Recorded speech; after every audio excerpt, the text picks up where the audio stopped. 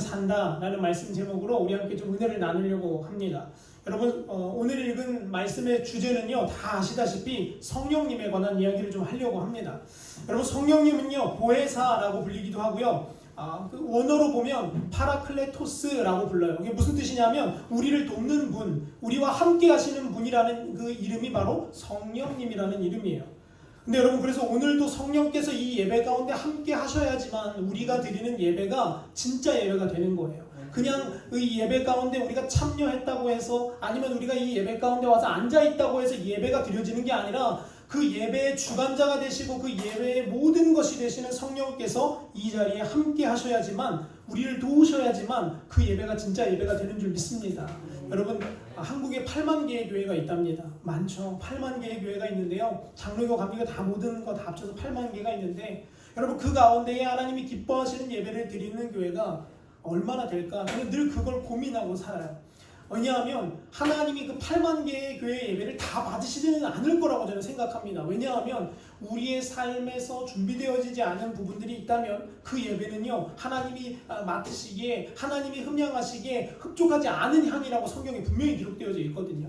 그러면서 하나님이 이런 냄새는 예레미야서 이사야서에 보면 이런 냄새는 치워버려라. 이건 역겹다라고 하나님이 말씀하실 정도로 하나님이 예배에 대해 철저한 기준을 가지고 계시다라는 걸 저와 여러분이 깨닫게 되시기를 간절히 축원합니다. 그래서 여러분 오늘 예배 드릴 때 성령으로 예배하는 역사가 있기를 소망합니다. 여러분 신앙생활은요 성령생활이라고 해도 과언이 아니에요. 성령님과 함께 살아가는 게 신앙생활입니다. 근데 여러분 성령 안 받고도 신앙생활 할 수 있을까요? 없을까요? 많은 사람들은요 아니 목사님 교회 나오면 성령 받은 거 아닙니까? 라고 말하는데요. 여러분 교회 나와도 성령 못 받는 경우가 있습니다. 사도행전 19장의 말씀을 보면요 에베소 교회의 사람들에게 바울이 뭐라고 말하냐면 너희가 믿을 때 성령을 받았느냐라고 물어봐요. 여러분 근데 그 자리에 있던 사람은요 이미 말씀도 알고요 이미 기도도 할 줄 알았던 사람들이었어요. 심지어는 경건하게 살려고 노력하는 사람들이었습니다. 근데 그들이 뭐라고 얘기하냐 이렇게 얘기해요. 우리가 단 한 번도 성령이 있다라는 사실조차 들어보지 못했습니다 라고 얘기해요. 그러자 사도 바울이 그들에게 안수하고 그들에게 말씀을 전할 때 그들에게 성령이 임해서 그들이 진짜 성도로 변화되어지는 역사를 사도행전은 기록한다라는 겁니다. 여러분 그래서 우리가 성령님을 제대로 알지 못하고 성령님과 함께 살아가지 못하면 우리의 신앙생활 50%는 실패하는 거라고 보면 돼요. 나머지 50%만 성공하고 있는 거라고 생각하시면 됩니다. 여러분 신앙생활 가운데 성령은 빼놓을 수 없는 필수 요건이에요.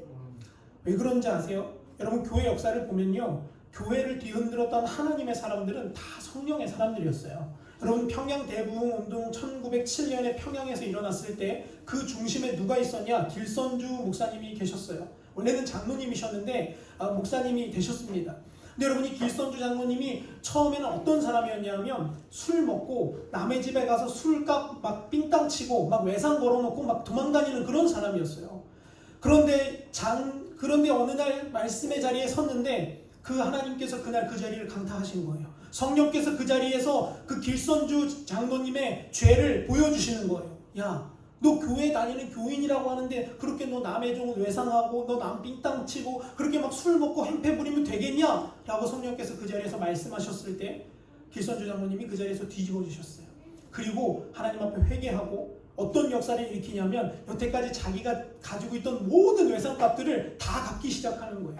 그리고 사람이 달라져서 그 사람이 변한 걸 통해서 사람들이 야 진짜 하나님이 살아있구나. 저 길선주라는 사람이 맨날 외상 걸어놓고 술 먹고 맨날 그러는 사람인데 갑자기 어느 날부터 그 외상값을 자기 집 팔고 땅 팔고 해서 막 갚기 시작하는 거예요. 여러분 길선주 장로님은요 성령의 사람이었어요. 성령이 그와 함께 하셨기에 그의 신앙생활에 능력이 있었던 겁니다. 여러분 미국의 부흥을 주도했던 D.L. 무디라는 목사님이 있습니다.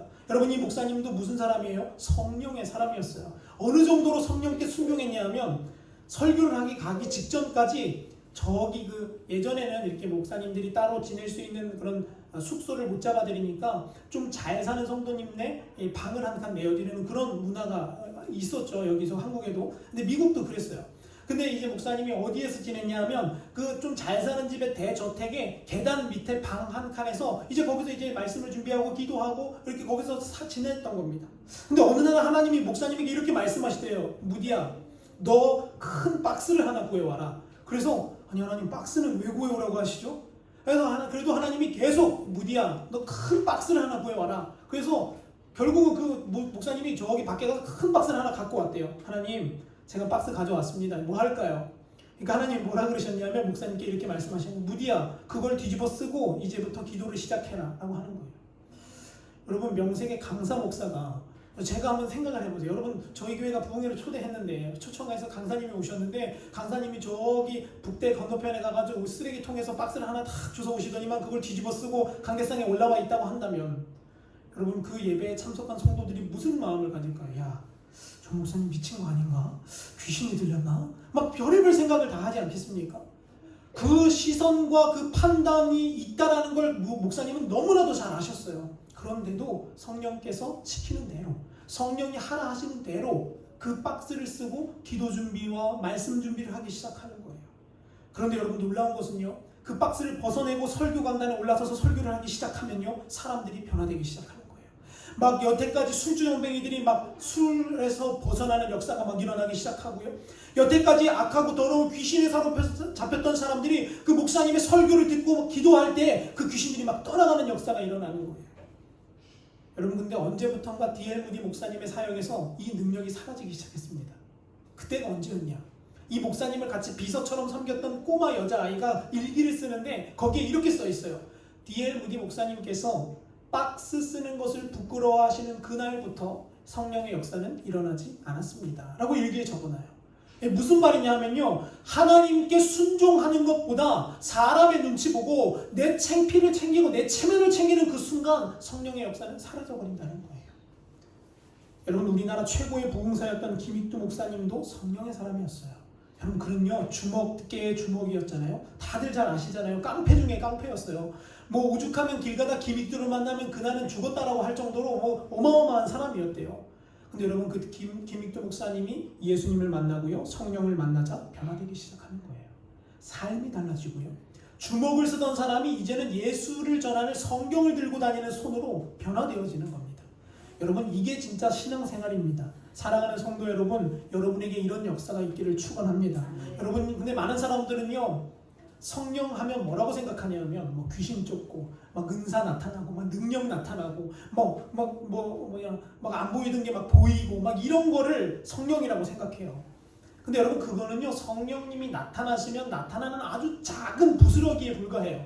진짜 성령님은 어떤 모양으로 우리에게 임하시냐 하면 오늘 읽은 본문 말씀처럼 우리에게 오세요. 오늘 본문 말씀 26절은 이렇게 말합니다. 보혜사 곧 아버지께서 내 이름으로 보내실 성령 그가 너희에게 가면 어떻게 하신다고요? 너희를 가르쳐 주실 것이고 두 번째는요 너희에게 말씀이 생각나게 해주실 거다라고 분명히 못 받고 있습니다. 여러분 그러면 성령님이 우리 안에 오면 일어나는 일 두 가지가 뭡니까? 우리를 가르쳐 주신다라는 거예요. 우리가 어디로 가야 할지를 알려주신다라는 거예요. 이걸 바꿔서 말하면요 날마다 하나님의 말씀을 알고 싶어서 배우고 싶어서 우리 몸이 안달날 정도로 갈망이 생겨진다라는 겁니다. 왜냐하면 하나님은 가르치시는 분이기 때문에 그래요. 두 번째는요 우리에게 생각나게 하시는 거예요. 여러분 사도 베드로를 보세요. 베드로는요 예수님의 수제자였어요. 근데 그가 얼마나 겁쟁이냐 하면 예수님을 따라서 죽겠노라고 그렇게 장담했던 그가 예수님을 배신하고 배신해서 3번이나 배신합니다. 여러분 우리 인생 같지 않아요? 저는 우리 인생 같다고 생각해요.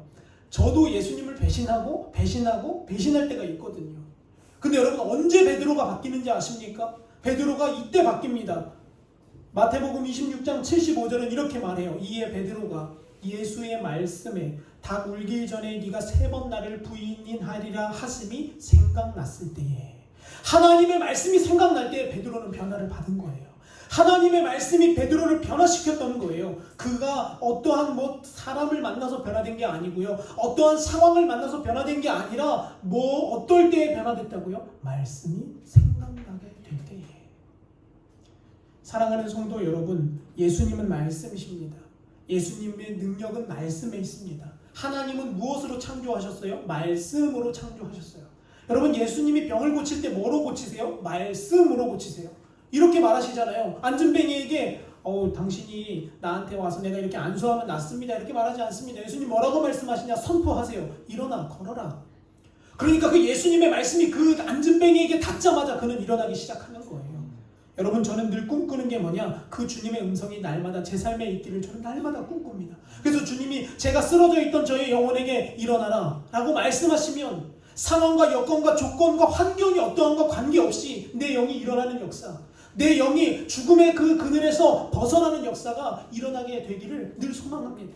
여러분, 코로나 시대라 어렵죠. 날마다 고난의 소식들이 들려옵니다. 그러나 여러분, 주님이 우리에게 일어나라 말씀하시면 여러분, 우리의 영은 일어나게 될 것입니다. 저는 그걸 확신합니다. 그리고 그 역사가 우리 교회 가운데 반드시 있어야 돼요. 여러분, 이제는요, 숫자가 많고 적은 건 별 의미 없어요. 왜냐? 여러분, 제가 엊그제인가 서울에서 손님이 오셨어요. 손님이 오셨는데 그 손님 중에 한 권사님은 지금 현재 한 재적교인 3,000명 다니는 교회에 재적을 보고 계신 분이세요. 근데 어떻게 하다 이렇게 저를 만나러, 저랑 지인이라서 오셨는데 제가 물어봤어요. 권사님, 어떻게 요즘 예배 잘 드리고 계신가요? 그랬더니만, 아유 목사님 말 좀 하세요. 교인이 3,000명인데 다들 인터넷 앞에 코앞에 붙어가지고 그 인터넷 예배 드리느라고 정신을 못 차려요. 여러분, 이게 지금 우리가 사는 세상이에요. 그래서 저는요, 감사해요. 여러분, 지금 그 재적교인 3,000명의 교회 출석률이 몇 프로인 줄 아세요? 0%예요. 현장 예배는요. 근데 여러분, 저희는요, 지금 이렇게 출석하고 있잖아요. 그래서 제가 무슨 생각을 했냐? 하나님, 우리 교회가 출석률이 훨씬 좋네요. 라고 제가 속으로 그렇게 웃었어요. 비웃은 게 아니라 그런 감사가 제 안에 들었어요. 여러분, 이제 시대는요, 이렇게 흘러갈 거예요. 점점 더 이렇게 흘러갈 텐데 우리에게 들려줘야 되는 건 뭐냐면 주님의 말씀인 거예요. 말씀이 우리에게 생각내질 때. 여러분, 놀라운 간증인데요. 제가 예전에 저는 오른쪽 어깨를 군대에서 다쳤습니다. 근데 오른쪽 어깨를 다쳐서 오른쪽 어깨를 이렇게 들지를 못했었어요. 근데 어떤 집회에 가서 이렇게 말씀 듣고 기도하는 도중에 하나님께서 제 안에 그렇게 말씀하시는 거예요. 생각나게 하셨어요. 말씀이 어떤 말씀이 생각났냐면 예수님께서 그 손마른 자에게, 누가복음에 보면 손마른 자에게 그 손마른 자를 고치는 역사를 제 마음속에 생각나게 해주시는 거예요. 그러면서 제 마음에 어떤 믿음이 가득 차기 시작하냐면, 나도 오늘 내 오른쪽 어깨가 낫겠구나 라는 마음이 막 제 안에 북받쳐 오르는 거예요. 여러분, 그때 어떻게 해야 되냐? 믿음으로 그걸 붙잡는 거예요. 근데 마귀는 어떻게 하냐? 이렇게 합니다. 야, 그게 되겠어? 야, 너 여태까지 아팠는데 그게 될 것 같아? 안 돼. 거봐, 지금도 어깨 아프잖아. 이렇게 말해요. 근데 여러분, 주님은 뭐라고 말씀하시냐? 아니, 돼. 내가 할 거야. 오늘 내가 너에게 그 일을 일으킬 거야 라고 말씀하세요. 그럼 제가 저의 반응은 뭐냐면 그 말씀을 그냥 붙잡는 거예요.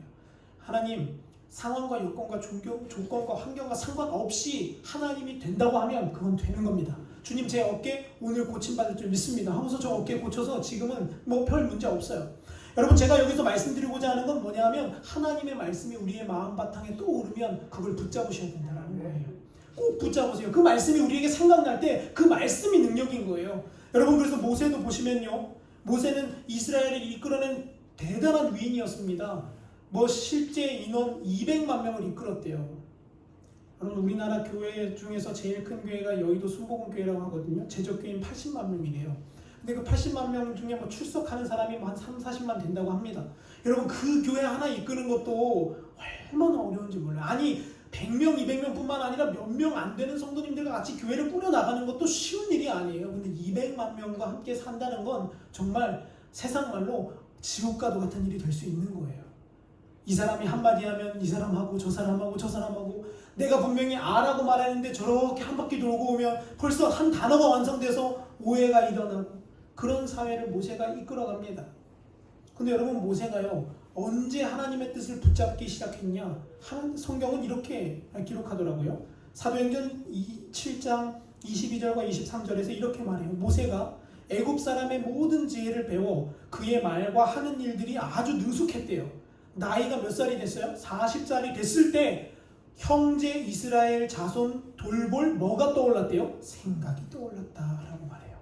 여러분, 모세도 결국 그러면 뭐 따라 산 사람이에요? 하나님이 주시는 생각을 붙잡고 나아갔을 때 200만 명의 리더도 거뜬히 수행하는 영적인 지도자가 되더라는 겁니다.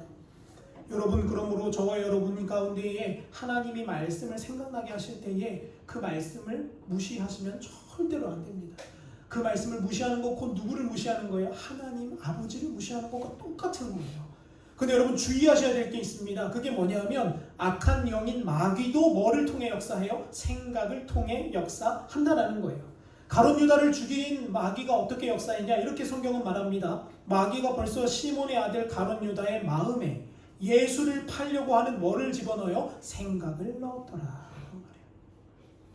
여러분, 생각을 주의해야 됩니다. 그래서 아무 생각이나 막 하고 아무 생각이나 다 받아들이면 큰일 나는 거예요. 왜냐? 때로는 우리에게 마귀가 우리에게 주는 생각들도 있다라는 거예요. 여러분, 예전에 박효진 장로님이라는 분이 계십니다. 지금도 아직 현직 장로님이십니다. 근데 이분은요, 청송교도소에서 교도관으로 아주 유명한 분이셨어요. 예수의 예자도 모르는 사람이었는데 예수 믿고 감옥에 있는 죄수들을 전도하기 시작하는 거예요. 근데 여러분, 그분이 만나는 죄수들은요, 우리가 생각하는 뭐 종도둑이 아니라 어떤 사람이냐, 최소 18명, 막 12명, 13명 막 자르고 목 자르고 팔 자르고 손가락 잘라서 죽인 사람들, 막 죄다 이런 사람들과만 만나는 거예요.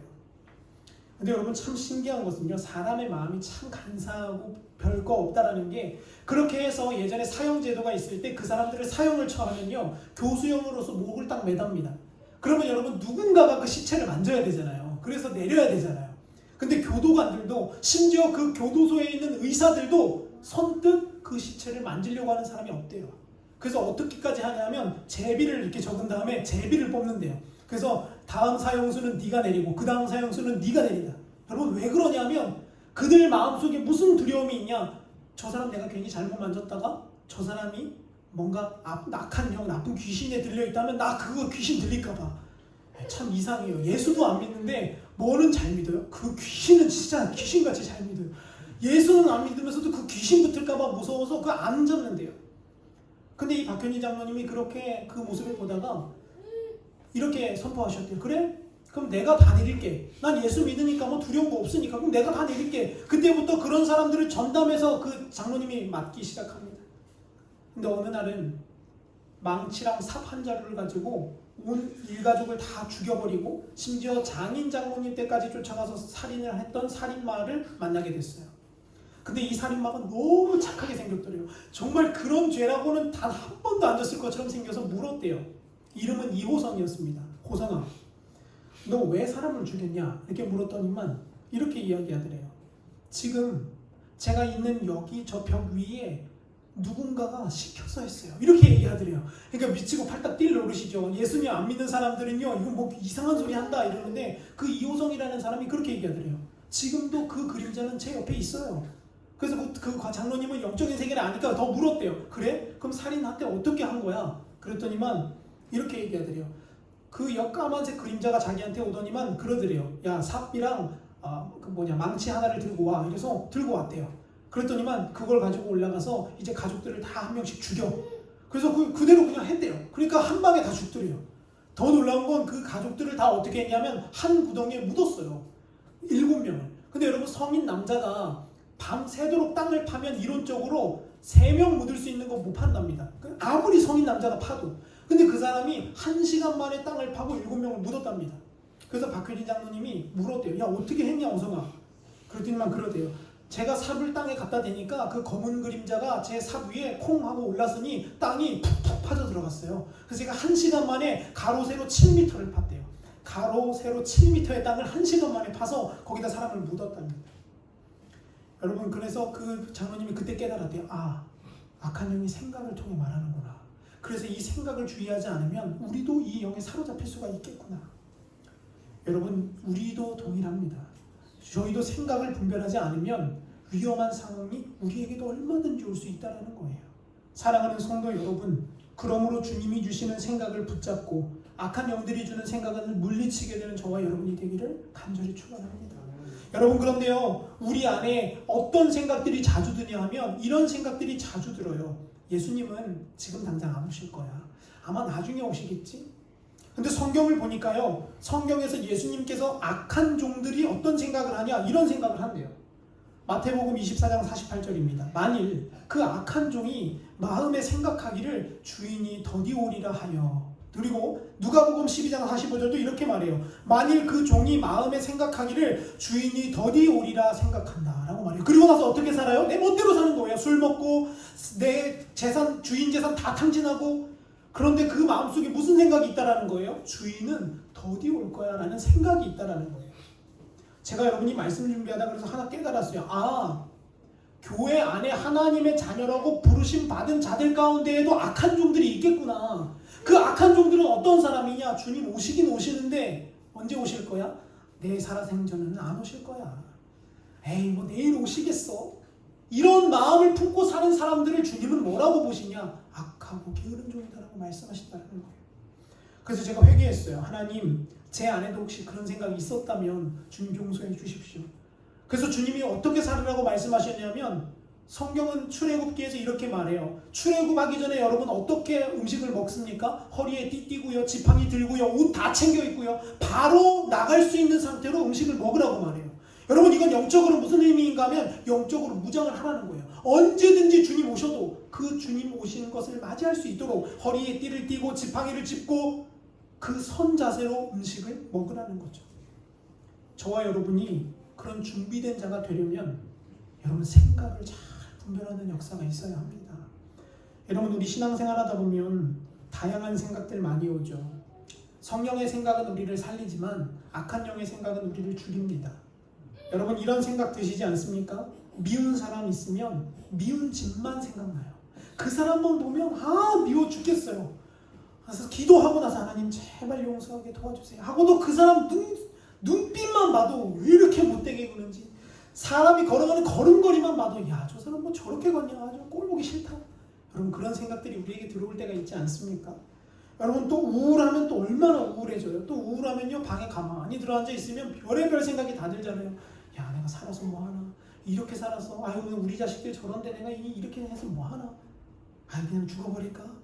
여러분 그 마음들이 우리의 생각으로 찾아온다니까요. 여러분 서운한 일은 또 어때요? 남한테 잘 베풀어준 건 아주 잘 기억해요. 그래서 서운한 거는요 꼬박꼬박 기록합니다. 근데 누군가가 나에게 은혜 베풀어준 건 어떻게 합니까? 싹 다 잊어버려요. 누가 나 뭐 맛있는 거 하나 사준 건 다 잊어버리고요. 어떤 거 기억해요? 내가 누구 뭐 사줬는데 그 인간 나한테 뭐 커피라도 한 잔 안 사더라. 이런 거는 기가 막히게 기억합니다. 짜증나는 일은 늘 생각나고요. 억울하고 분노하는 생각만 나게 하는 것이 바로 마귀의 생각이라는 거예요. 하지만 성령님은 우리 안에 오셔서 어떤 역사를 이루시냐면 첫째로 이런 역사를 이루세요. 기도하고 싶은 마음을 우리에게 주세요. 말씀을 보고 싶은 마음을 우리에게 주시는 거예요. 여러분 때로 어떻게 지내다 보면 가끔씩 말씀 읽고 싶다, 기도해야겠다라는 마음 드신 적 있으실 거예요. 여러분 그때 누구의 음성이에요? 그게 살아계신 하나님의 음성인 거예요. 근데 여러분 우리는요 그거 너무 쉽게 무시해요. 왜냐, 하나님이 당장 눈앞에 나타나서 번개 모양 뭐 하나라도 들고 막 꽝 하고 나서 이러면 누구나 다 기도하겠죠. 막 갑자기 모세처럼 막 나타나가지고 바다를 쫙 갈라버리면 누구나 다 예수 믿을 겁니다. 근데 주님은 우리에게 어떻게 하시냐면 우리에게 그런 마음을 주시는 거예요. 어떤 사람을 위해 기도해야겠다는 마음을 주시는 거예요. 내 어떤 상황 가운데 들어갔을 때 야 말씀을 붙잡아야겠구나 라는 마음을 주시는 거예요. 여러분 그때 그 말씀에 순종하는 여러분이 되셔야 합니다. 여러분 그 말씀을 무시해버리면요 처음에는 괜찮아요. 근데 2번 무시하고 3번 무시하고 5번 무시하면 여러분 그 다음부터 어떤 일이 일어나냐? 그 음성이 더 이상 들리지 않습니다. 왜 그런지 아세요? 여러분 제가 만약에 저희 아내랑 같이 사는데 제가 아내한테 이렇게 말해요. 여보 오늘 저녁에 뭐 국수 삶아 먹읍시다. 아니 처음에 못 들을 수 있어요. 그래서 제가 또 말해요. 다음날 여보 오늘 저녁에 국수 삶아 먹읍시다. 근데 또 아내가 들을 척도 안 해요. 제가 3일째 가서 또 여보 오늘 국수 좀 삶아 먹어요 그랬는데도 말을 안 해요. 그럼 여러분 제가 그 다음부터 국수 삶아 먹어요 라는 말을 할까요? 안 할까요? 안 하죠. 안 해요. 절대 하지 않아요. 여러분 하나님은요 인격이세요. 성령님은 인격이세요. 우리랑 똑같은 분이시라는 거예요. 그래서 주님이 우리에게 말하는 거예요. 야 기도해라. 야 기도하자. 근데 우리 그 말 처음에 무시해요. 2번째 날 또 주님이 와서 야 기도하자 라고 말해요. 또 무시해요. 그럼 여러분 나중에 주님이 우리에게 어떻게 하세요? 말씀하지 않는 상황이 온다는 거예요. 물론 강권적으로 성령이 역사하셔서 변화되는 역사도 있습니다. 그러나 여러분 주님은 인격이시기 때문에 우리가 그 음성을 무시하고 그 음성에 순종하지 않고 그 음성을 대적할 때 주님은 우리로부터 멀어지신다는 겁니다. 여러분 이 생각이 들 때 여러분 순종하는 역사가 있기를 축복합니다. 그 자리가 어디든 상관없어요. 그 자리가 일터라도 괜찮아요. 그 자리가 운전 중이라도 상관없습니다. 저 운전 중에 기도 많이 해요. 저 운전 중에 말씀 많이 생각해요. 왜냐? 뭐 굳이 꼭 앉아서 말씀 생각하는 것만 중요한 게 아니잖아요. 걸어가면서 생각하는 거예요. 밥을 먹으면서도 생각하는 거예요. 여러분 제가 유호랑 놀면서도요. 가끔은 제가 유호랑 놀면서도 생각해요. 무슨 생각하냐? 하나님 왜 이 말씀 생각나게 하셨지? 그러면 제가 유호랑 못 놀아주거든요. 제가 그 말씀 생각하다 보면 그럼 제가 막 소리 질러요. 제 옆에 와서 막 그 소리 질러요. 그럼 또 정신 차리고 또 같이 놀아요. 여러분들 저는요 이게 행복해요. 왜냐하면 이게 주님과 우리의 삶의 교제이기 때문에 그렇습니다. 사랑하는 성도 여러분, 여러분 안에 생각나면 사는 역사가 있기를 축원합니다. 두 번째는요, 성령 받으면 어떤 생각들이 우리에게 떠오르냐 하면 길 가다가 누군가와 다퉜어요. 누군가와 사과하기 싫어요. 싸워서 정말 기분이 안 좋아요. 근데 뭐가 떠오르나? 말씀이 떠오르는 거예요. 마태복음 5장 23절에서 24절이 떠오르는 거예요. 그러므로 예물을 제단에 드리려다가 거기서 내 형제에게 원망 들을 만한 일이 생각나거든. 어떻게 하라고 합니까? 그 예물 거기에 냅두고 갔다 와서 사과하고 화해하고 그거 다 풀고 원한과 서운함을 다 내려놓고 그때 와서 예배하라라고 주님 말씀하신다는 거죠. 여러분 안에 이 생각이 들어올 때 여러분 그 생각에 순종하는 여러분이 되기를 간절히 축원합니다. 여러분 그러면요 하늘을 가르고 바다를 가르는 역사보다 더 귀한 역사가 여러분의 심령에 일어나게 되는 거예요. 그 역사가 뭐냐면 요한복음 4장의 역사예요. 그 배에서 생수의 강이 흘러나게 될 것입니다. 여러분 안에 성령께서 말씀하시는 것에 순종할 때 여러분 안에서 샘솟듯 하는 기쁨의 강이 흘러나게 되는 거예요. 그래서 나눠주고도 어떻게 할 수 있는 거예요? 웃을 수 있는 거예요. 그렇기 때문에 내 것을 헌신하고도 기뻐할 수 있는 거예요. 여러분 빵이 10개 있는데요. 그 빵 제가 다 먹어도 기쁘죠. 근데 성령께서 저에게 이렇게 물으실 때가 있어요. 그 빵 4개는 나눠서 누구 주면 좋겠다. 그럼 제가 하나님 빵 나 혼자 10개 다 먹을 수 있는데요. 이렇게 속으로 얘기하지만 하나님이 또 말씀하세요. 야, 그 빵 누구 나눠 먹으면 좋겠다. 그럼 여러분 제가 어떻게 해야 돼요? 그 빵을 가지고 누구랑 나누러 가는 거예요. 그럼 여러분 이상하게요. 분명히 내 빵의 개수는 줄었거든요. 근데 뭐가 샘솟기 시작하냐? 내 안에 하나님이 주시는 기쁨과 만족이 용솟음치기 시작해요. 내 안에 하나님이 주시는 생명력이 꿈틀꿈틀대는 게 느껴진다는 거예요. 그게 바로 성령의 역사라는 겁니다. 여러분 안에도 이 역사가 있기를 간절히 축원합니다. 여러분 우리가 마지막으로 또 다른 어떤 하나님의 역사는 어떻게 나타나냐면 우리가 사는 이 시대에는 말씀과 상황과 기도를 통해서 우리가 시대를 볼 수 있는 생각들을 주신다는 거예요. 여러분 예를 들어서 하나 설명을 드립니다. 출애굽기 7장과 12장에는요 10가지 재앙이 나옵니다. 여러분 10가지 재앙 다 아시죠? 피, 개구리, 이, 파리, 돌림병 걸리고 종기가 나고요. 우박과 메뚜기와 흑암과 장자가 죽습니다. 여러분 이 10가지의 재앙이 내리는데요. 이 10가지의 재앙이 우리가 옛날 이야기로 생각하면 그래 옛날에 그랬구나. 그럴 수 있어요. 근데 여러분 성령 받고요. 성령이 내 안에서 운동하기 시작하시잖아요. 그럼 저 말씀이 지금 이 시대에 살아있는 말씀이 되는 거예요. 어떻게 되냐? 제가 한번 여러분께 나누어 드릴 거예요. 요한계시록을 보면요. 요한계시록에는 7인, 7나팔, 7대접의 이 심판과 재앙이 기록되어져 있습니다. 주님이 오시기 전에 일어날 일들을 기록해 놓은 거예요. 근데 여러분 참 신기한 게요. 제가 이 말씀 듣다가 말씀 연구하다가 성령께서 제 안에 생각을 주시는데 보여지기 시작하는데 너무 감사한 거예요. 뭐가 보여지기 시작하냐? 여러분 이 출애굽기에 나왔던 10가지 재앙이 어디에 똑같이 나오는지 아세요? 요한계시록에 똑같이 나와요. 똑같이. 제가 몇 가지만 한번 예를 들어 볼게요. 여러분 악한 종기가 성경에 나오잖아요. 10가지 재앙 중에서 6번째 재앙이 종기예요. 피부병이에요. 근데 여러분 요한계시록 16장 2절에 보면 뭐라고 말하냐? 첫째 천사가 대접을 쏟으니까요. 어떤 역사가 일어나요? 사람들에게 종기가 나기 시작하더라라고 성경은 말합니다. 여기서 말하는 독한 종기는요.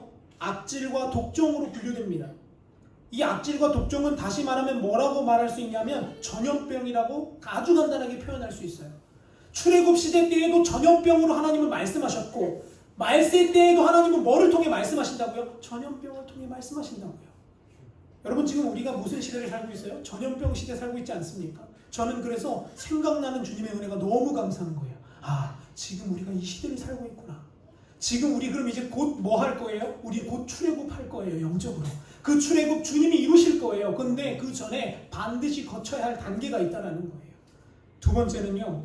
또 뭐가 똑같이 나오냐 하면 여러분 물이 다 피로 변하는 역사 있었잖아요. 요한계시록에도 똑같이 나와요. 요한계시록 16장 3절과 4절은 이렇게 말해요. 둘째 천사가 그 대접을 바다에 쏟으니까 어떻게 되나요? 그 바다와 물의 근원이 싹 다 피가 되는 거예요. 마지막 때에도 이런 역사가 일어난다고 성경은 기록하고 있습니다. 그 다음은 흑암의 역사가 일어나는 겁니다. 요한계시록 16장 10절은 이렇게 말합니다. 또 다섯 번째 천사가 그 대접을 짐승의 왕좌에 쏟으니까 어떻게 돼요? 그 나라가 곧 어두워지며 사람들이 어떻게 해요? 아파가지고요 자기 혀를 깨물고 죽을 정도로 아프대요. 에이 목사님 이거는 흑암이 아닌데요? 아니에요 여러분, 이게 흑암이 맞아요. 왜냐하면요 성경을 잘 보세요. 성경을 잘 보면 이렇게 말합니다. 그 나라가 곧 어두워졌다라고 말해요. 여러분 근데 이거는 출애굽기에서는 뭐라고 표현되냐면 흑암이 임했다라고 표현합니다. 근데 여러분 제가 궁금증이 생겼어요. 여러분 말씀을 읽을 때 어떤 그 근거를 가져야 되냐면 항상 궁금증을 품으셔야 돼요. 왜 이렇지? 이게 맞는 건가? 그냥 무턱대고 읽는 게 아니라 하나님이 쓰신 말씀을 늘 고민하며 읽어야 돼요. 제가 이 말씀을 읽다가 뭐가 고민됐냐 하면 아니 깜깜해지는 건 깜깜해지는 건데 깜깜한 거랑 아픈 거랑 무슨 상관이냐는 거죠. 여러분 깜깜한데 왜 아파 죽을까요? 여러분 근데 제가 이 말씀을 읽다가 깨달았어요. 요세푸스라는 사람이 있습니다. 이 사람은요 유대 역사학자입니다. 예수님보다 조금 뒤에 태어나서 예수님 시대의 역사를 싹 썼던 사람이에요. 이 사람은 그 성경 말고 이제 새로운 부록책으로 유대 고대사라는 책을 쓴 사람이 있습니다. 요세푸스라는. 유명해요. 학자로서는 아주 뛰어난 사람으로 추앙받습니다. 근데 이 사람이 이 10가지 재앙을 기록해 놓은 책을 제가 요즘 읽고 있거든요. 근데 여러분 제가 거기서 새로운 답을 발견했어요. 여러분 요즘 우리가 한창 뭐 때문에 고생했어요? 미세먼지 때문에 엄청 고생했잖아요. 여러분 우리 그래서 이렇게 살았잖아요. 맑은 날은 저렇고 흐린 날은 이렇게 살았잖아요. 근데 여러분 성경에 보니까요. 요세푸스가 기록한 유대 고대사에서 출애굽기 10가지 재앙 가운데 흑암의 역사를 뭐라고 거기에서는 기록하냐? 이렇게 기록합니다. 세밀한 먼지가 온 하늘을 뒤덮어 호흡조차 어렵게 함으로 모든 사람들이 고통하며 죽음에 이르렀다 라고 써요. 그럼 제가 그걸 읽고 깨달았어요. 아 그때도 무슨 역사가 있었구나. 미세먼지를 통해서 하나님이 해와 달을 어둡게 하시고 그리고 나서 사람들이 죽어가는 역사가 있었구나. 왜 괴로운지 아십니까? 여러분 미세먼지 먹으면 어떻게 죽어요? 폐가 나빠서 죽고요. 심장마비 걸려 죽고요. 또 뭐 걸려서 죽어요? 혈액이 끈적끈적해서 죽고요. 혈관이 수축해서 고혈압 걸려서 죽고요. 동맥경화 걸려서 죽어요. 이게 미세먼지 먹으면 일어나는 일이래요. 의사가 말하는 거예요. 여러분 그러면 아까 읽었던 요한계시록 16장 말씀과 딱 맞아요. 흑암이 임하니까 사람들이 어떻게 되는 거예요? 이를 갈면서 고통에 심취해서 죽어간다라는 거예요. 하나님의 말씀은 출애굽기뿐만 아니라 지금도 고스란히 이루어지고 있다라는 걸 하나님이 생각으로 깨닫게 해주시는 거예요. 그러니까 우리의 영이 살아날 수 있게 된다는 거죠. 개구리의 역사도 똑같습니다. 여러분 성경을 보면 개구리도 계시록에 똑같이 나옵니다. 근데 여러분 놀라운 것은요. 우리가 살고 있는 이 대한민국 가운데에도 우리가 알지 못하는 그 자리 가운데에도 우상의 숭배의 모습들이 있다라는 겁니다. 여러분 예전에 이 이집트 사람들 출애굽 당시에 믿었던 사람들의 신이 뭐냐면 이런 신이에요. 저 신의 이름은 호루스라고 합니다. 매입니다. 매, 날아다니는 매. 저 당시 사람들은 저 매를 태양의 아들이라고 불렀대요. 그래서 저 신을 숭배하는 거예요. 가서. 근데 저 신의 상징이 뭐냐 하면 눈알 하나를 그려놓는 거예요. 왜냐하면 저 매 눈 하나만 그려져 있거든요. 근데 여러분 신기한 것은요. 저 눈알 하나가 그럼 뭘 상징하냐면 해를 상징하는 거예요. 태양을 상징하는 거예요. 근데 여러분 놀라운 것은 우리나라 서울 한복판에도 저 태양 숭배가 있다라는 거예요. 제가 보여드릴게요. 이겁니다 여러분. 저기 공원입니다. 공원인데 무슨 모양으로 만들어놨어요? 눈알 모양으로 만들어놨어요. 제가 더 자세하게 보여드릴게요. 바로 이겁니다. 저게 일제시대 위안부 할머니들을 위로하기 위해 만들어 놓은 공원의 모습이에요. 근데 뭐 어떻게 생겼어요? 눈알 하나입니다. 저기에 있는 저 왼쪽에서 6번째에 있는 파란 넥타이가 고 박원순 시장이에요. 여러분 저 일을 누가 만들었냐면 박원순 시장이 추진해서 만들어낸 일입니다. 모르겠습니다. 저는 다른 건 잘 모르겠지만 중요한 것은 뭐냐면요. 우리나라의 한 중앙에도 태양 숭배 사상이 아주 깊이 들어와 있다는 거예요. 우리가 알건 모르건 상관없이 우리의 삶 가운데 그런 숭배가 아주 깊이 들어와 있다는 겁니다.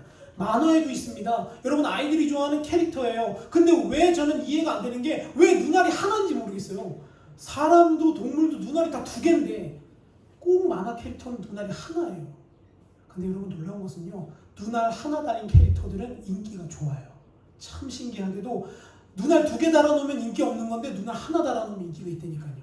여러분 저기 보면 저 괴물같이 생긴 쟤는요. 유령이에요. 제 특기는 뭐냐면 사람들을 놀래켜서 그 사람들에게서 깍 하고 고함이 나면 자기가 먹을 수 있는 양식이 늘어나는 거예요.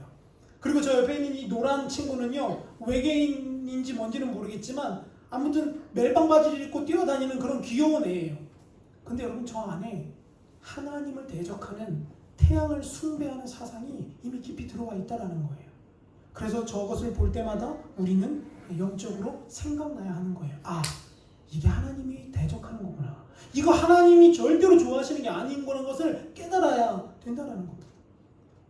여러분 그리고 또 하나 예를 들어볼게요. 여러분 우방 얘기 성경에 나오죠. 우방 얘기 보다가 제가 뭐를 또 깨달았냐면 요한계시록에도 그 우방 얘기가 또 나오더라고요. 이렇게 말합니다. 요한계시록 16장 21절 또 무게가 1달란트나 되는 큰 우박이 하늘로부터 사람들에게 내리매 사람들이 그 우박 재앙 때문에 회개해야 되는데 어떻게 한대요? 오히려 하나님을 비방하고 대적하기 시작한다는 거예요. 여러분 지금 우리가 사는 시대랑 똑같지 않습니까? 여러분 하늘에서 우박이 주먹만한 게 떨어지면 우리 어떻게 해야 됩니까? 납작 엎드려야죠. 아 죄송하다고 납작 빌어야 되는 거 아닙니까? 우리가 그거 못하잖아요. 그거 어떻게 막을 수도 없잖아요. 근데 여러분 사람들은 뭐라고 합니까? 비방하죠. 하늘이 무심하게 하늘도 무심하시지 우리한테 왜 이러냐고. 여러분 그 마음속에는 무슨 마음이 있는 거예요? 하나님을 대적하는 마음이 있는 거예요. 여러분 요즘 그래서 전 세계적으로 우박이 이렇게 내립니다. 제가 뉴스 가져왔어요. 이탈리아에서 내린 우박인데요. 크기가 타조할 만합니다. 저거 맞으면 차고 집이고 다 부서져요. 사람이 맞으면 그 자리에서 죽습니다. 여러분 저거 보면 우리 어떻게 해야 된다고요? 납작 엎드려야죠. 하나님 앞에 회개해야죠. 잘못했다고 싹싹 빌어야 되는 거 아닙니까? 호주도 이렇게 됐습니다. 호주는요 자동차가 다 부서졌어요. 눈이 우박이 떨어져가지고. 목사님 우리나라는 멀쩡한데요? 아니요 우리나라도 난리가 났습니다. 저기 밑에 경남 거창군에는요 얼마 전에 우박이 주먹만한 게 떨어져서 거기에 있는 사과, 배 농장이 싹 다 망했습니다. 아니 여러분 그러면 납작 엎드려야죠. 아니 저걸 보면 하나님 앞에 회개할 생각을 해야죠. 근데 여러분 놀라운 것은요 성령이 없는 사람은 깨달아지지 않는다는 거예요. 성령이 그 안에서 활동하시지 않으면 저거 아무리 봐도 깨달을 수 없어요. 저건 그냥 뭐라고 생각해요? 그냥 재수가 없어서 어쩌다가 그냥 우박이 떨어진 것은 우리 농사 망했다라고 말하는 거예요. 그러나 믿음의 눈이 열린 사람은 뭐라고 고백하냐? 하나님이 하시는구나.